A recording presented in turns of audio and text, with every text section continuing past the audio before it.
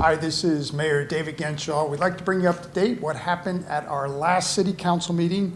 To start the meeting off, we invited our electric department here to celebrate some awards they have won from the American Public Power Association for safety, along with DMEC awarded them both a safety award and an excellence and reliability. As you know, living in our city, we do not lose power often, and when we do, our guys are out there getting it up and on quickly. So we appreciated them. It was great to honor them at our City Council meeting. We had young Mr. Carson Hastings here at City Council again. If you'll remember, a few years ago, Carson came before us and asked about putting hometown hero banners up along High Street.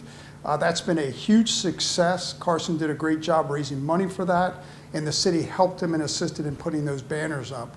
But they'd like to expand that to more people to allow more to be a part of that, and it's going to extend down Nylon Boulevard.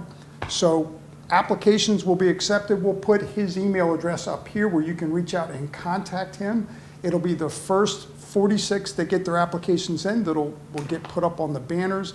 And I think he'd like to wrap that up by the 1st of December so we can go ahead and get those ordered so they'll be ready to go up in the spring. I believe in May is when they'll go up. We had Director Mears from Public Works here at City Council to talk about water meters. And before you get excited, here's what the discussion is around, is adding water meters to new construction or construction that's happened in the recent past that has a meter pit.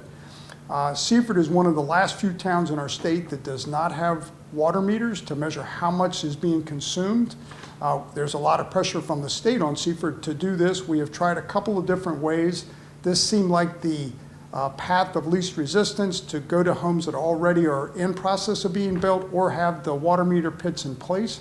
Council did decide to pause it for a year, that once we get these meters in place, to do a measurement, get some data around how much is being consumed, so when we come back at a future date to set rates, we'll have a good idea of what single families are using in their homes. So, and then finally, Ms. Director of Economic Development, Ms. Newcomer, came and presented an agreement to update our master plan on the Oyster House Park project with the Chesapeake Conservancy as we update that plan to include future things that are going to happen there.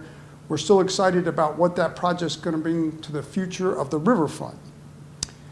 With that, it was a short meeting, but we always like to keep you up to date on what's happening in our town. Halloween's coming up. We will let you know again. Halloween in Seaford always happens on the 31st from 6 till 8 p.m., rain or shine. That's the hours here in Seaford. Also, in Kiwanis Park, we have a community sign. I ask you to take a look at that. We're updating with events on there constantly, so please keep your eyes on that sign for updates. Again, we thank you. Send your questions. We'd love to answer them. Have a great day.